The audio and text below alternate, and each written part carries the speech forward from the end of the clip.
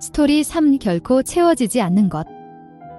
당신에게 중요하지 않은 무언가를 위해 당신에게 중요한 무언가를 건다는 것은 그냥 말도 안 되는 짓이다. 가장 어려운 것은 멈출 수 있는 골대를 세우는 일이다. 스스로를 멈추게 하는 골대, 즉 목표를 세우는 것. 이는 가장 중요한 일 중 하나다. 결과와 함께 기대치가 상승한다면 아무 논리도 없이 더 많은 것을 얻으려 분투하게 되기 때문이다. 더 많은 노력을 쏟아부어도 느낌은 같을 것이다. 더 많은 것을 얻고 싶은 바람이 만족보다 야망을 더 빨리 키운다면 위험해질 수밖에 없다. 그 경우 한 걸음 앞으로 나가면 골대는 두 걸음 멀어진다. 현대 자본주의는 두 가지를 좋아한다. 부를 만들어내는 것과 부러움을 만들어내는 것, 아마 두 가지는 서로 함께 갈 것이다. 또래들을 넘어서고 싶은 마음은 더 힘들게 노력하는 동력이 될 수 있다. 그러나 충분함을 느끼지 못한다면 삶은 아무 재미가 없다. 사람들이 흔히 말하듯이 결과에서 기대치를 뺀 것이 행복이다. 문제는 남과 비교하는 것이다. 충분하다는 개념이 보수적일지도 모른다. 마치 기회와 잠재력을 방치하는 것처럼 보일 수도 있다. 하지만 나는 그렇게 생각하지 않는다. 충분하다는 것은 그 반대로 했다가는 즉 더 많은 것을 향한 채울 수 없는 갈증을 계속 느꼈다가는 후회하리라는 사실을 깨달았다는 뜻이다. 내가 음식을 얼마나 먹을 수 있는지 아는 유일한 방법은 아플 때까지 먹어보는 것이다. 하지만 이를 시도하는 사람은 거의 없다.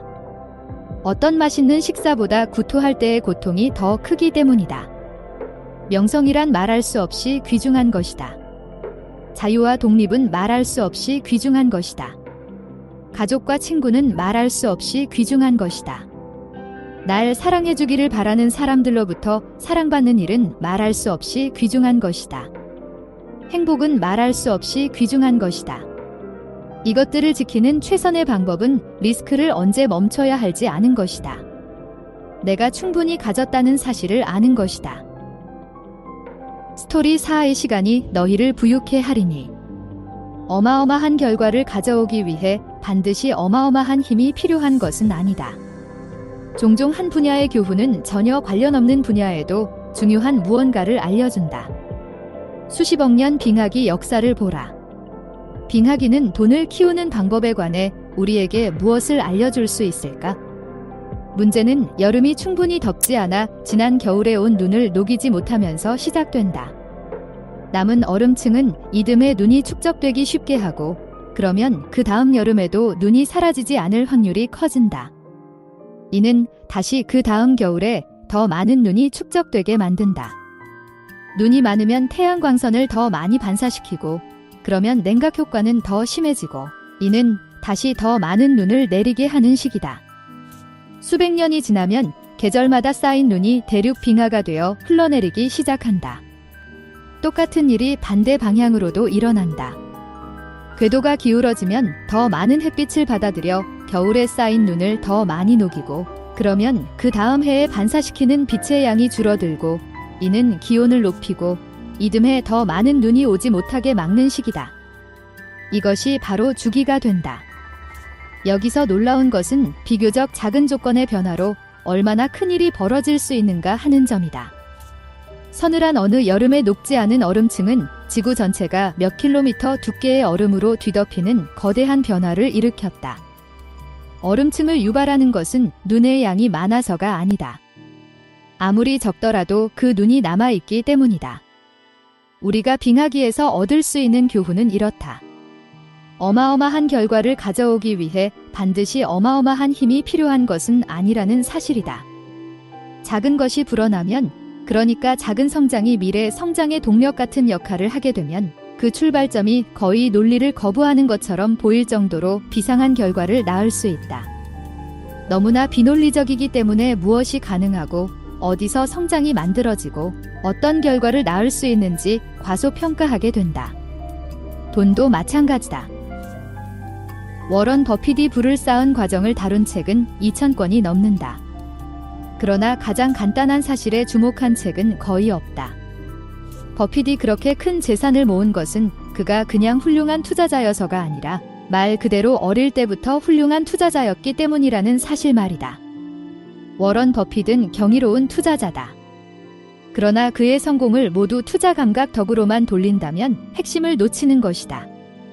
성공의 진짜 열쇠는 그가 무려 75년 동안 경이로운 투자자였다는 점이다.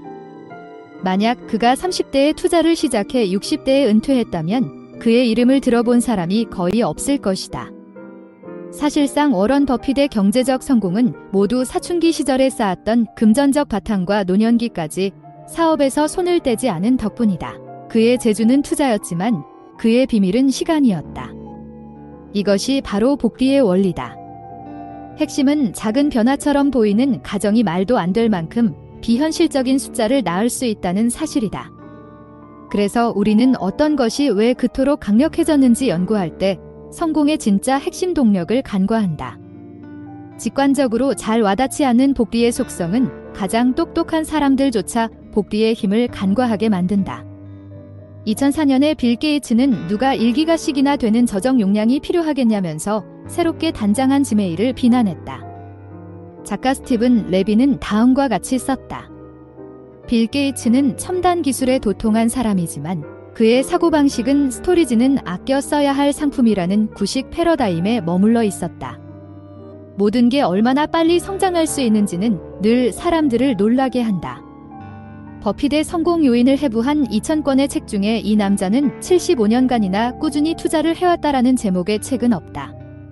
그러나 우리는 그의 성공 대부분이 무엇 때문인지를 알고 있다. 다만 이런 수학적 사실이 직관적이지 않기 때문에 헤아리기가 어려울 뿐이다. 경기 순환이나 주식 거래 전략, 부문 투자 등에 관한 책들은 많다. 그러나 가장 강력하고 중요한 책은 닥치고 기다려라가 되어야 한다. 사람들이 최고의 투자 수익률을 올리려고 온갖 노력을 쏟아붓는 것을 비난할 수는 없다. 직관적으로 보면 그게 부자가 되는 최선의 길처럼 보인다. 그러나 반드시 최고 수익률을 올리는 것만이 훌륭한 투자인 것은 아니다. 최고의 수익률은 일회성이어서 반복할 수 없는 경향이 있기 때문이다. 꽤 괜찮은 수익률을 계속해서 올리는 게 더 훌륭한 투자다. 최대한 오랫동안 반복적으로 할 수 있는 투자 말이다. 여기서 힘을 발휘하는 것이 복리의 원리다. 정반대의 경우, 즉 계속 가지고 갈 수 없는 방식으로 한 번에 어마어마한 수익률